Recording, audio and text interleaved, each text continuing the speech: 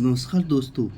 आज हम ऐसी एक वीडियो लेके आए हैं जिसमें आपको बहुत ही अच्छी जानकारी मिलने वाली है। ये वीडियो बहुत ही शानदार होने वाली है। आपको बहुत ही शानदार वीडियो मिलने वाली है। इस वीडियो में हम बात करते हैं राइट शेयर्स की। कंपनी को अक्सर अपने कारोबार को बढ़ाने या नया कारोबार करने के लिए समय समय पर अतिरिक्त धनराशि की आवश्यकता पड़ती है। इसके लिए कुछ कंपनियां अपने शेयर होल्डर्स को राइट्स यानी कि अधिकृत श्रेणी के नए इक्विटी शेयर बेचती है।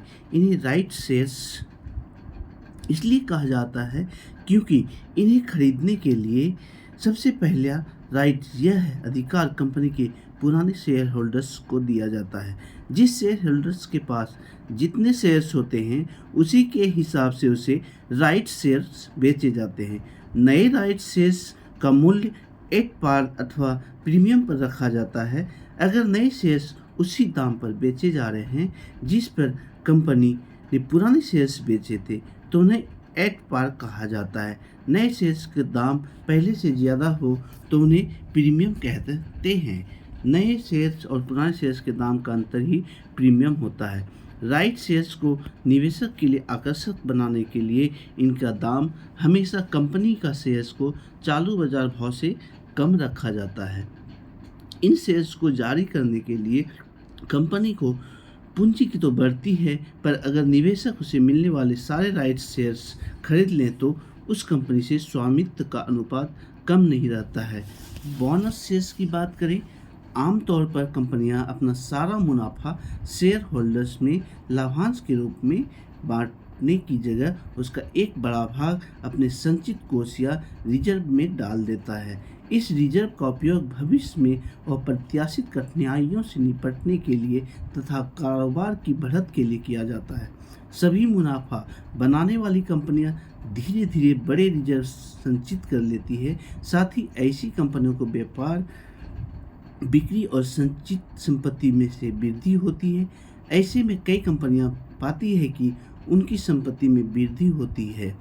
ऐसे में कई कंपनियां पाती है उनकी पूंजी इस बढ़ते व्यापार पर बोझ उठाने में असक्षम हैं। इस प्रकार कम पूंजी के आधार पर व्यापार बढ़ाना कंपनी के लिए नुकसानदायक हो सकता है। अतः पूंजी बढ़ाने के लिए कंपनी अपने रिजर्व के बूते पर अपने शेयर होल्डर्स को बोनस जारी करती है।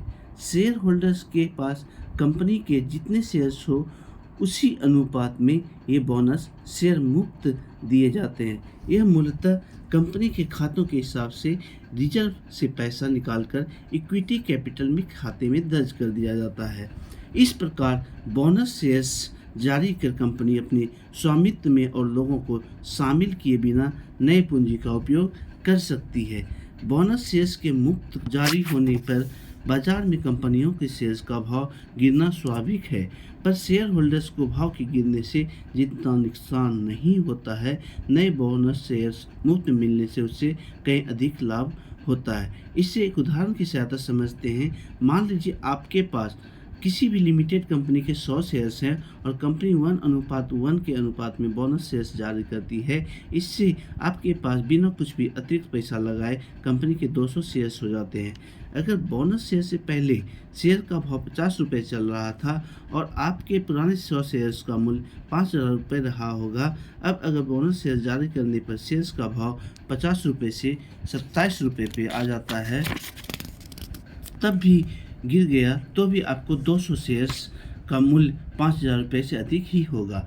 दरअसल शेयर्स के भाव आमतौर पर उस अनुपात में नहीं गिरते जिसमें बोनस जारी किए जाते हैं। इस उदाहरण के में बोनस शेयर्स जारी होने पर शेयर्स का भाव संभवतः 27 रुपये प्रति शेयर तक गिर सकता है। शेयर होल्डर्स को बोनस शेयर से एक लाभ यह भी मिलता है कि अधिकतर कंपनियां बोनस शेयर्स जारी करने के बाद भी पहले जितना ही लाभांश अदा करती है।